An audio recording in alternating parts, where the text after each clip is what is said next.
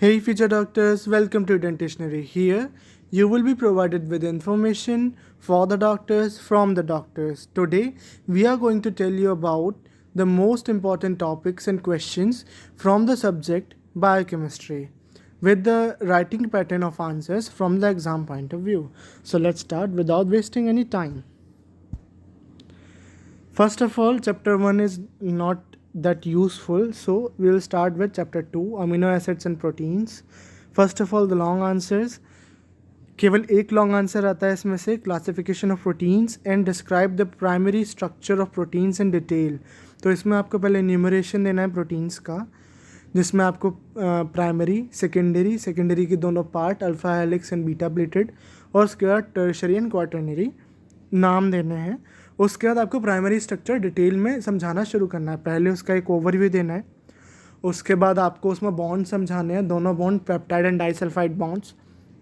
उसके बाद आपको एक एग्जाम्पल, जो ह्यूमन इंसुलिन का एग्जाम्पल आपकी बुक में दिया होगा, उसको साथ में लेके ही नरेशन आगे करना है.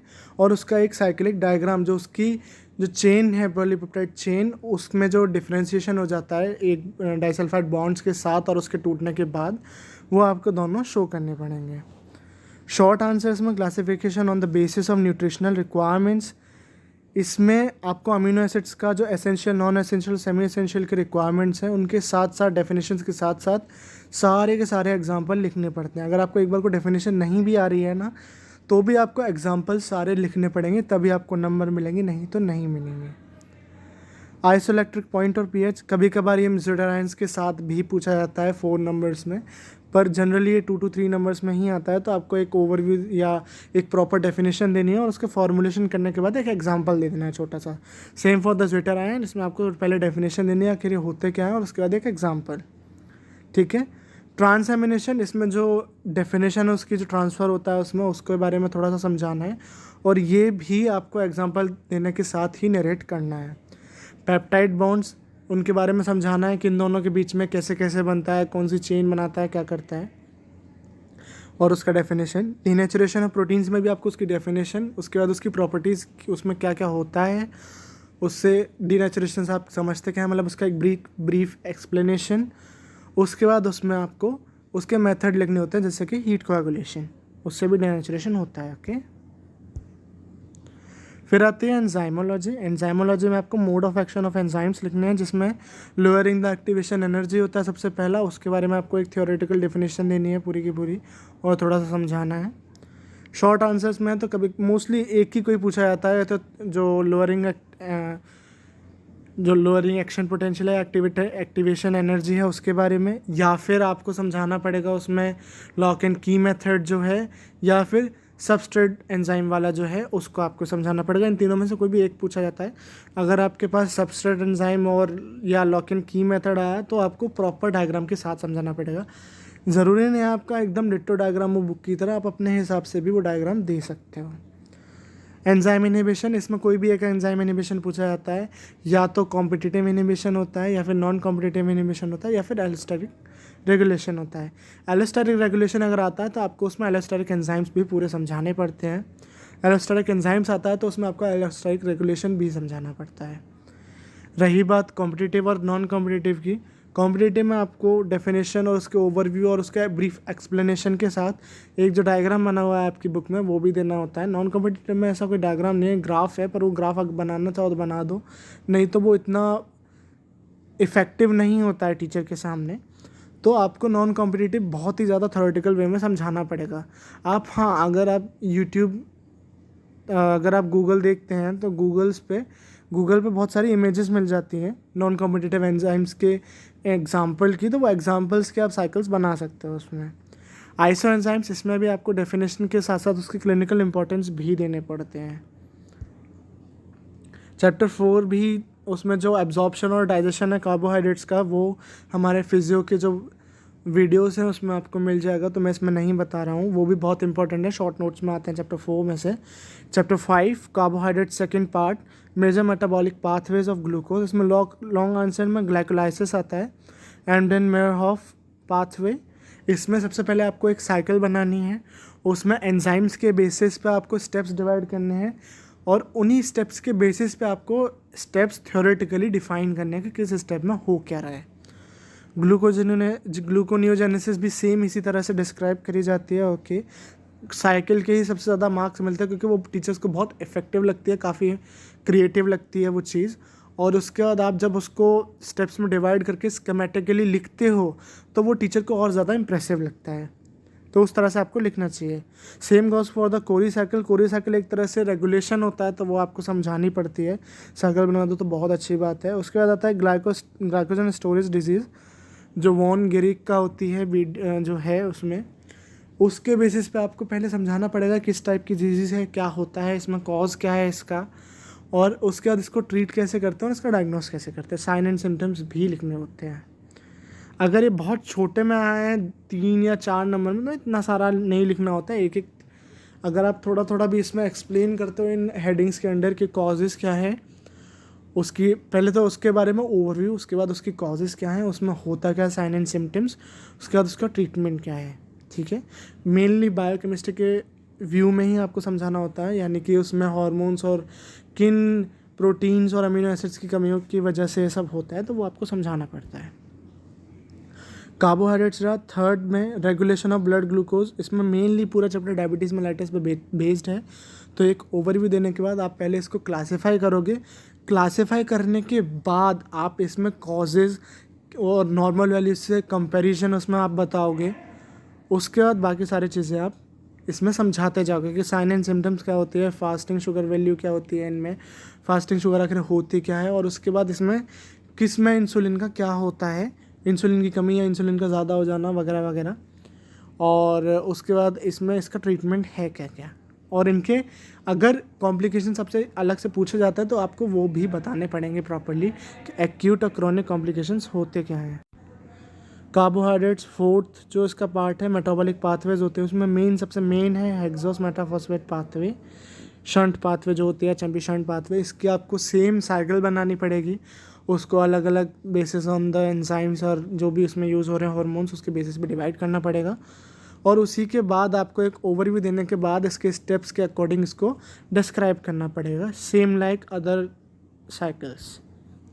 चैप्टर 8 आता है नया, lipids. First chemistry of fats. इसमें मेनली शॉर्ट आंसर्स ही आते हैं। क्लासिफिकेशन हो गया लिपिड्स का, फैटी एसिड्स का क्लासिफिकेशन हो गया। इसमें मेनली सैचुरेटेड अनसैचुरेटेड ही पूछा जाता है। अगर आप वो भी लिखोगे तो भी काफ़ी होता है, इनफ होता है वो। कभी कभार clinical significance of POFA, poly unsaturated fatty acids के बारे में पूछा जाता है। इसके बारे में बुक में एक बहुत ही ब्रीफ एक्सप्लेनेशन है, उतना काफ़ी रहता है, उससे ज़्यादा नहीं चाहिए होता टीचर्स को, क्योंकि बायोकेमिस्ट्री काफ़ी प्रिसाइज थिंग है। आप उसमें कहानी नहीं लिख सकते दुनिया भर की, आपको एकदम स्कीमेटिकली ही समझाते हुए चलना पड़ता है, तो कम वर्ड्स में आपको ज़्यादा समझाना पड़ता है। फॉस्फोलिपिड्स आते हैं। फॉस्फोलिपिड्स भी आपको प्रॉपर्ली समझाने पड़ते हैं। सबसे पहले उनका एक ओवरव्यू देना पड़ता है, ओवरव्यू के बाद उसमें आपको एक डेफिनेशन देनी पड़ेगी, उसका आपको 3 हेडिंग्स के अंदर समझाना पड़ेगा। फॉस्फेटाइडेट्स, एम्फीपैथिक नेचर क्या है उसका, और उसके बाद उसमें बायोमेम्ब्रेन्स जो हैं, ये सबसे इंपॉर्टेंट है बायोमेम्ब्रेन्स, लेसिथिन, सेफेलिन और स्फिंगोलिपिड्स। स्फिंगोलिपिड्स के कारण जो उसमें क्लिनिकल सिग्निफिकेंस है वो भी आपको उसके साथ समझाना पड़ता है अगर पूछा है तो। कभी कभार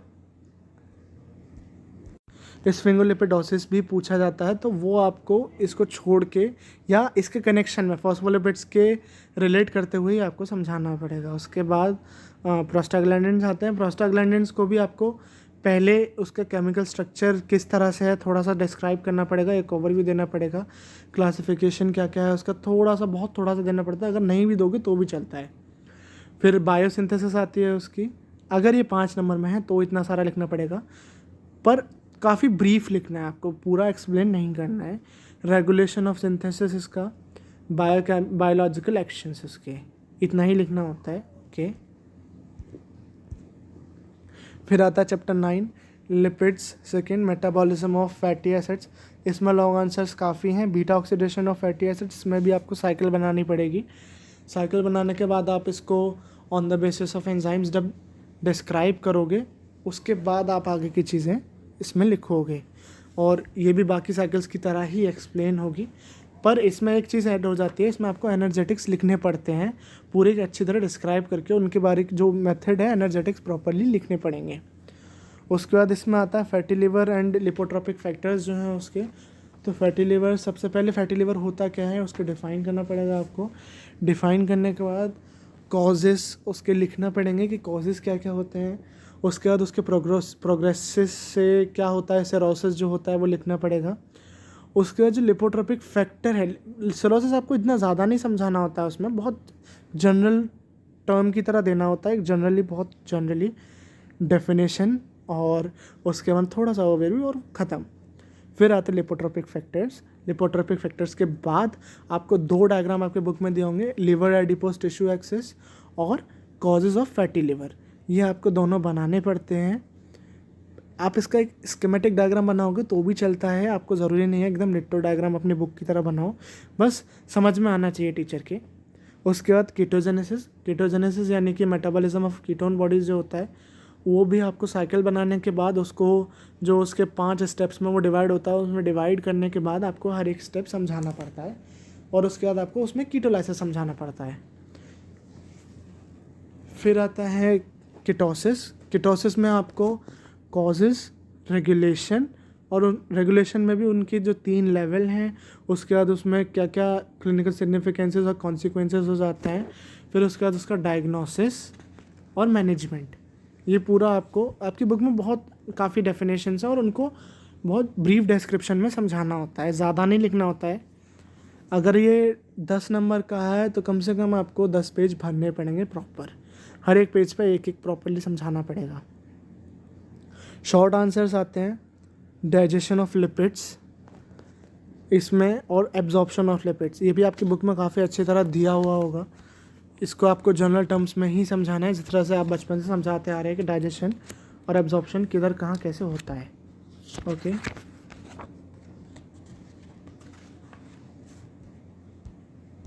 डाइजेशन आपको जैसे स्टोमक में हुआ, फिर इंटेस्टाइन्स में हुआ, और उसके बाद उसके digestion of lipids, bile salts किस तरह से यूज़ होते हैं उसमें, लिपोलाइटिक एंजाइम्स जो इंटेस्टाइन में यूज़ होते हैं उसके थ्रू, डाइजेशन ऑफ ट्राइग्लिसराइड्स कैसे होते हैं, फिर उसका एब्जॉर्प्शन कहाँ कहाँ होता है और किस तरह से होता है, जैसे मिक्स्ड मिसल फॉर्मेशन में होता है या एंटेरो हेपेटिक में होता है circulation of bile salts, reesterification inside the mucosal cell, chylomicrons, ये सब वगैरह, ये सब आपको समझाना पड़ता है इन चीज़ों में। आगे बढ़ते हैं। उसके बाद लिपिड्स थर्ड आता है, या लिपिड्स का आगे का है, ये लिपिड्स का लास्ट चैप्टर है। इसमें सबसे मेन है एथेरोस्क्लेरोसिस। एथेरोस्क्लेरोसिस एक बीमारी का नाम है। आपको इसमें पहले इसकी डेफिनेशन देनी होती है, उसके बाद इसको आपको एलडीएल से लिंक करके दिखाना होता है कि किस वजह से क्या क्या इसमें हो रहा है, और इसमें सीरम कोलेस्ट्रॉल जो इंक्रीज़ होता है उसके बारे में थोड़ा सा लिखना होता है। जब आप वो लिखोगे इसमें, उसके बाद इसके रिस्क फैक्टर्स जो आपकी बुक में लिखे हैं, वो सारे के सारे रिस्क फैक्टर्स आपको लिखने पड़ेंगे। ज़्यादा नहीं लिखना है, बहुत जनरल टर्म्स के अंदर उसको समझाना है। फिर प्रिवेंशन ऑफ एथेरोस्क्लेरोसिस, उसका प्रिवेंशन एथेरोस्क्लेरोसिस का किस तरह से होता है, इसमें भी आपको जनरल टर्म्स के अंदर समझाना होता है। शॉर्ट आंसर्स आते हैं VLDL, LDL और HDL। ये भी आपको बहुत ही जनरल टर्म्स में समझाने होते हैं, इनके बारे में ज़्यादा नहीं लिखना होता, और ये मेनली 3 नंबर में आते हैं। इनको आप इसको 3 हेडिंग्स के अंदर मेनली समझा सकते हो, इसका सिंथेसिस, इसका मेटाबॉलिज्म और इसका फंक्शन क्या क्या है। कभी कभार इसमें जो क्लिनिकल एप्लीकेशंस जुड़ी होती हैं, तो अगर है तो वो भी आपको उसके साथ समझानी पड़ती है। Okay, thank you so much. I hope you found this video informative. If you liked the video, please like the video and subscribe our channel for more. If you want the PPT, follow the link below. And if you have any doubts or queries about this video or regarding these topics, please comment down below. We'll try to solve it as soon as possible. Thank you so much.